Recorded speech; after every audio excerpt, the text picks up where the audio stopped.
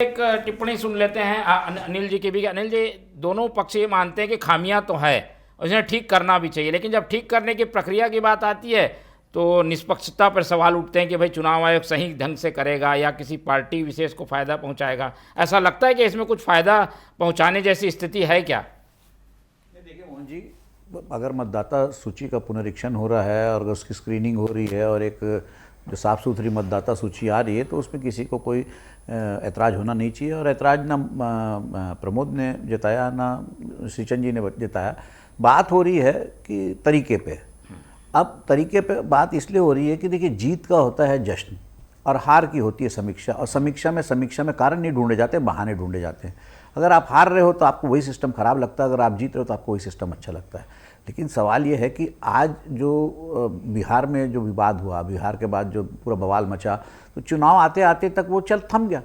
चुनाव के बाद नहीं रहा। अब जब जहाँ जिन राज्यों में चुनाव होना है वहाँ सबसे ज़्यादा विरोध जो हो रहा है बंगाल, तमिलनाडु और केरल में हो रहा है, जहाँ पर जो है केंद्र सरकार के विरोधियों की सरकार है। अब फिर एक बात सबसे बड़ी आती है कि हमारे यहाँ भी, हमारे प्रदेश में भी हम लोग भी हैरान थे कि लाखों की संख्या में बांग्लादेशी कवर्धा में रह रहे हैं। अरे तो भाई कहाँ से आ गए, लाखों की संख्या में गए कहाँ? फिर अब जो बात आ रही है कि वो पाकिस्तानियों की बात आ रही है। पाकिस्तानी माने वो एक समाज को टारगेट किया जा रहा है कि ये लोग पाकिस्तान से हैं। सवाल इस बात का है कि अगर स्क्रीनिंग हो रही है तो बहुत बड़ी नहीं है। अरे भाई वही मैं कह रहा हूँ कि लाखों की संख्या में अगर कबीर धाम में मुसलमान होते तो क्या ये गृह मंत्री जो आज हमारे हैं वो इतने वोटों जीत पाते? तो ये सब बोलने की बात है। आपको फिर अगर थे तो फिर आपकी सरकार आ गई, 2 साल से क्या कर रहे हो आप? पकड़ के दिखाओ, निकाल के दिखाओ। तो आप कर भी नहीं रहे हो।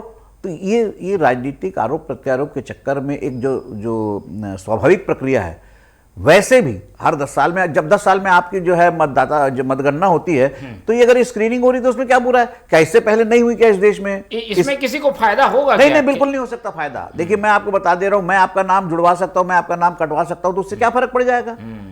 कितने और नतीजे जो आजकल आते हैं आप देख लीजिए, 10,000 20,000, हाँ 10-20 सीट वालों के जहाँ पे जो 10-20 सीट ऐसी होती है जहाँ पे 500-600 से आते हैं, तो वहाँ पर क्या उतने मतदाता कट जाते हैं क्या नाम? और फिर मैं ये बोलता हूँ कि मेरा नाम अगर काट दिया गया है किसी दुर्भावना से, अगर मान लो कांग्रेस को ऐसा लगता है कि मैं बीजेपी का समर्थक हूँ या बीजेपी को ऐसा लगता है मैं कांग्रेस का समर्थक, मेरा नाम कट गया, तो क्या मैं चिल्लाऊंगा नहीं कि मेरा नाम कट गया, मेरा नाम कट गया? ऐसे कितने प्रकरण आपने देखे? आप तो पत्रकारिता में हो, इतने सालों से पत्रकारिता कर रहे हो, आपने बताओ एक भी बूथ में किसी को चिल्लाते देखा है कि मेरा नाम काट दिया, मेरा नाम काट दिया, मेरा नाम नहीं है? तो ये सब जो है, अगर ये हो रही है, इसका मुख्य उद्देश्य जो है ना, वो बहुत महत्वपूर्ण है। जो प्रमोद ने भी उस बात की ओर इशारा किया, श्रीचंद जी ने भी उस बात का इशारा किया कि हमारे यहाँ के जो छत्तीसगढ़ में, खासकर छत्तीसगढ़ में रायपुर और रायपुर से आसपास के जो लगे इलाके, यहाँ काटा भांजी और उड़ीसा जो हमारा लगा हुआ प्रदेश है, वहां के मतदाता जो है 2 जगह के मतदाता है, तो उनको वो यहाँ पे भी देते हैं और वहां पे भी देते हैं।